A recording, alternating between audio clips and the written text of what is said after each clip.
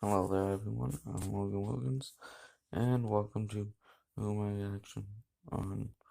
Okay, it's starting. My looks right, but welcome to Ryuko vs. Shadow Hedgehog. Um, okay, ad, but can this ad end, please? Okay, so if any of you have seen. Life forms. Gerald's prototype was a lizard, which sort of makes sense as certain reptiles have regenerative tissue. Then. But then he went from this to a hedgehog. Okay, who cares if he's a lizard, Guess it hedgehog, started. squirrel, or whatever? I did have a bit of trouble recording and stuff. So yeah, this isn't the exact video part where I wanted to start off at. I can't rewind it by looks of. Oh no, I can. There we go. Hold on. Guess it won't be actually live, but.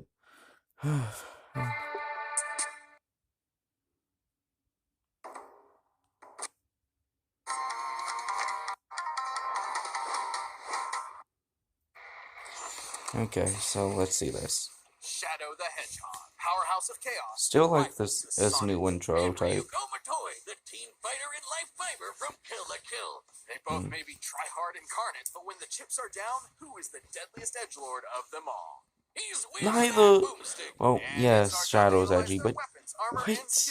Ryuko isn't edgy in the show. Oh.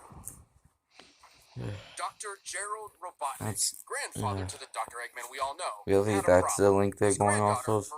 Edgelords. Only one of them is an edgelord. I don't care who you are. You cannot call Ryuko an edgelord.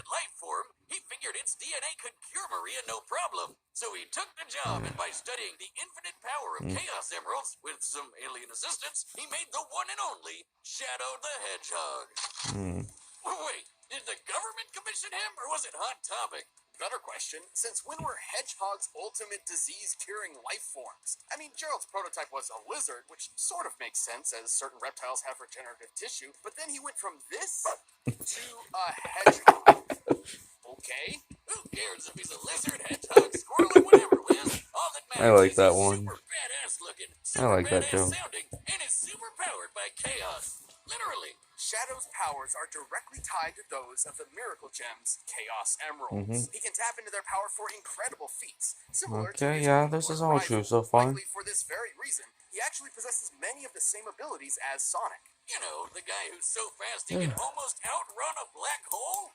I was on a Discord server earlier talking about how with one of my friends how badly Shadow is going to absolutely wreck Ryuko. When you've got a goddamn gun or a sword as big as you. Look at that thing. He's used some of the same power-ups that Sonic's picked up, like heat barriers and magnetic lightning shields. But he also has some unique gear all of his own. His air shoes are way cooler than Sonic's sneakers. They can boost his speed to match Sonic's and also let him fly, kind of. And they can sometimes allow him to surpass Sonic. There's the first thing they forgot. Sometimes Shadow has gone faster than Sonic thanks to those shoes. Even without an emerald on hand, Shadow can summon similar power, manifesting attacks like Black Tornado, Chaos Blast, or the deadly Chaos Spear. But even though they totally asked for Dark Terry to make Shadow, the feds got spooked and tried to shut down the project, and that's when things went bad. Like, really bad. Shadow was successfully sealed away, but in the crossfire, a life was lost. Maria. Locked up and super pissed off, Shadow had plenty of time to work on his angsty poetry, and Jerry had time to give him fake memories and a need for revenge against all humanity. Where do you think we're ever going to find a scientist who doesn't go totally bonkers? What about me? Okay. Well, since Maria was Shadow's only real friend, revenge seemed like a good idea, which was a serious problem considering just how powerful he is. He can teleport, slow down, or even stop time, and even time travel a bit. Seriously, all of this was canon while Vegeta vs. Shadow and Mewtwo vs. Shadow was being made. He lost both of those, and yet despite having all these abilities, me and the person I was talking to also were talking about how badly Vegeta would wreck both of them. Shadow possesses so much power, even he can't always control it. Chaos powers are crazy. Sonic once used all 7 of the Chaos Emeralds to literally rebuild the Earth. This is why Shadow wears inhibitor rings, which limit how much chaos energy he can release at once. When he does remove them, what he loses in control is made up for by a massive increase in power, enough to match that of a whole Chaos Emerald. What are you looking at? Is that, do you have a ring on your robot arm? It was, gift? Cool. Now, good luck with that. All the rings I've given out to people always get sent back eventually. Anyway, Mikey is so powerful, he I teleported like an that entire joke. space colony All and this. even a giant asteroid. Plus, he's held back this huge space plant monster. And of course, tapping into the power of additional Chaos Emeralds increases his power to unbelievable heights. By doing a tango with all 7, he can turn into Super Shadow. Now, without power rings, this form can't stick around for more than a full minute. But while he's golden, he's got super enhanced abilities, is basically invulnerable, and he can fly. Space Shadow's not only survived being shot out of a cannon, but he's just as tough as Sonic, who survived the space station Death Egg exploding right in front of him. Most impressively, as Super Shadow, he and Supersonic were fired into planet Aquarius, obliterating it. This would take over a whole exaton of TNT. So you've explained. All this happened because after 50 years of Shadow being trapped, Eggman himself released him to conquer the world. Sonic and crew had to stop him from destroying all mankind, but really he's so fast he'd wreck anyone's shit before they noticed. Shadow has dodged gunfire and destroyed enemies without being seen, but his light speed attacks are stated as being exactly that. Light speed. Almost 3 million meters per second. So Shadow's super strong and super fast. Makes sense he's a formidable enemy to just about anyone. Lucky for our heroes, they inspired Shadow to regain his memories of Maria, who actually wanted him to protect humanity instead of, destroy it. He may have softened up, but he'll always be the edgy hedgehog we love to hate to love. We love to hate to love. What? What?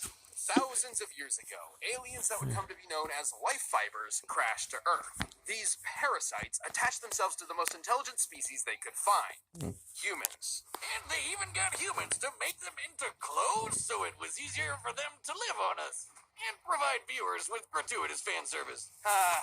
Yeah.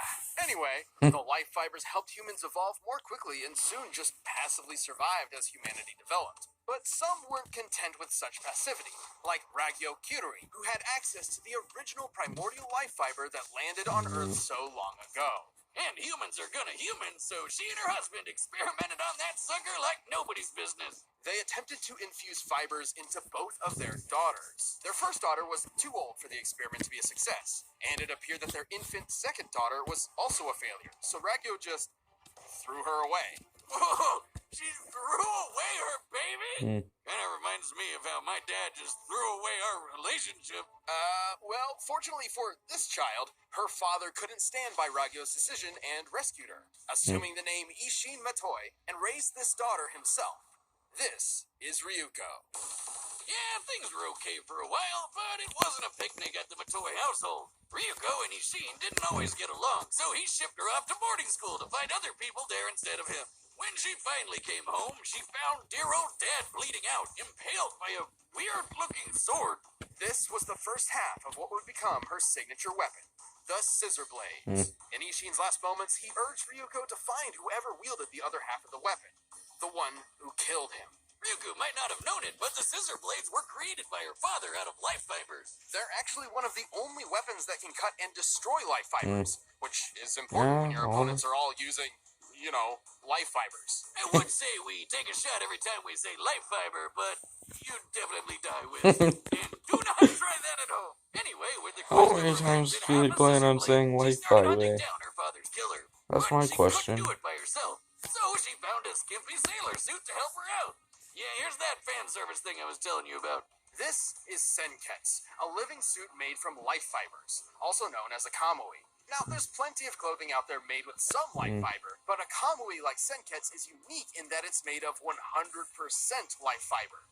And yes, I said living suit. Wait, Ryuko!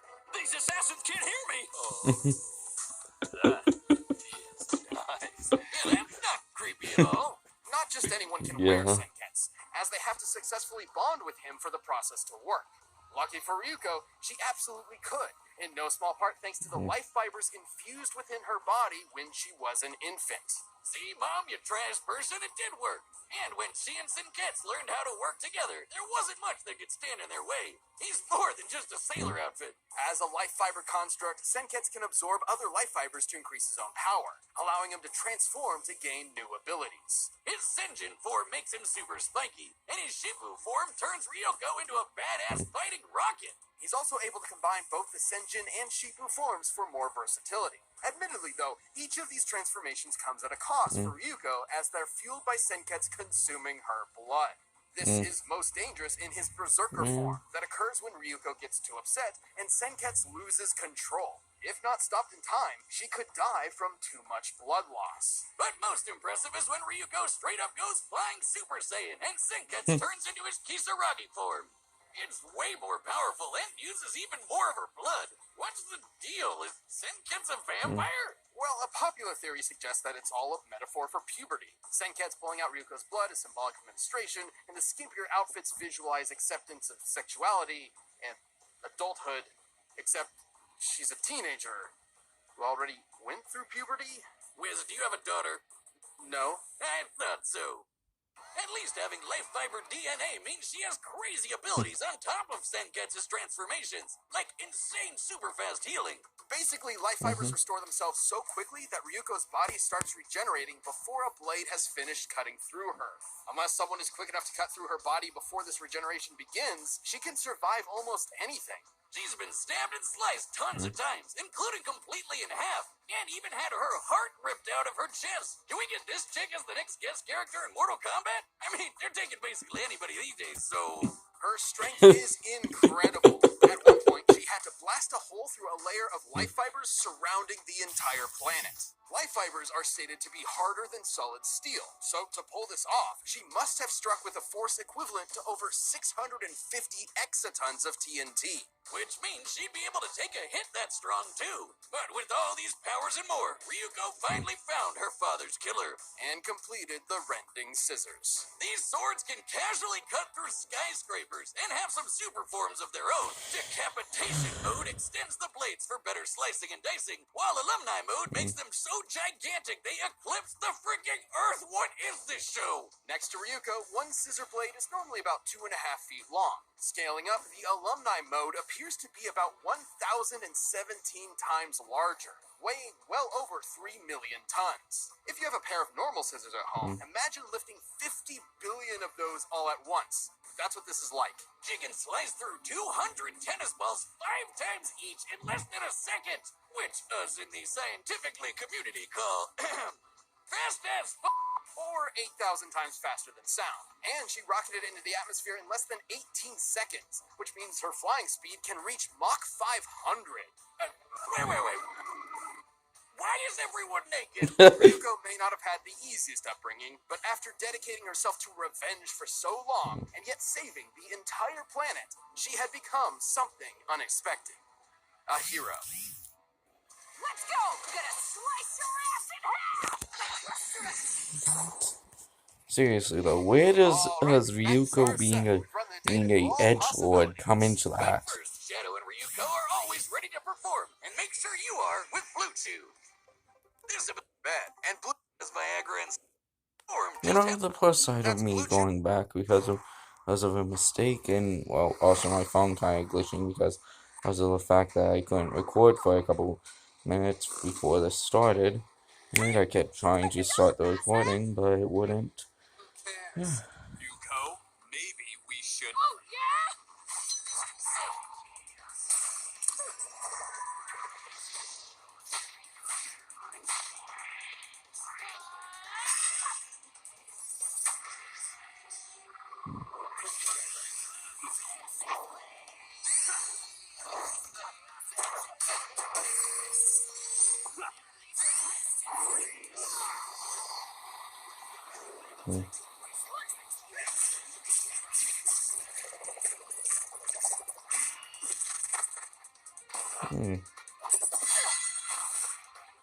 Chaos control.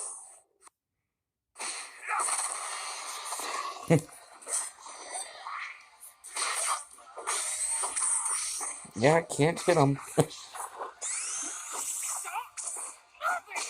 anticipating you. You should anticipate him instead. No shit, stupid! Also, the hand-drawn scenes, were they really necessary for this fight? Like, Todoroki versus Zuko, I got. Like, of course you would want a hand-draw to all those two, but hand-drawing Ryuko can be...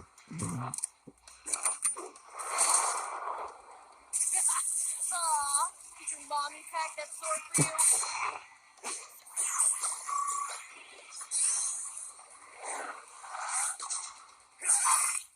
Careful, that hurts. Have a little faith.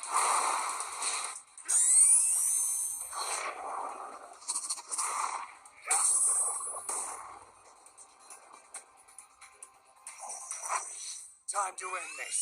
Behold my power.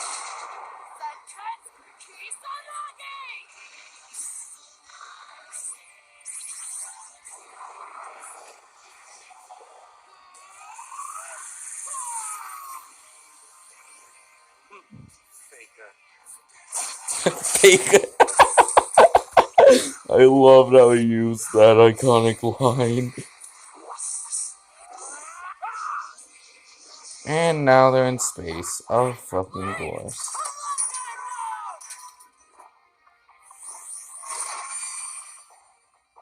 Sayonara, dipshit!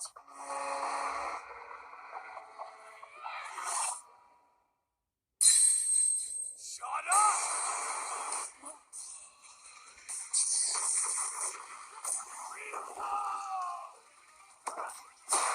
Chaos blast.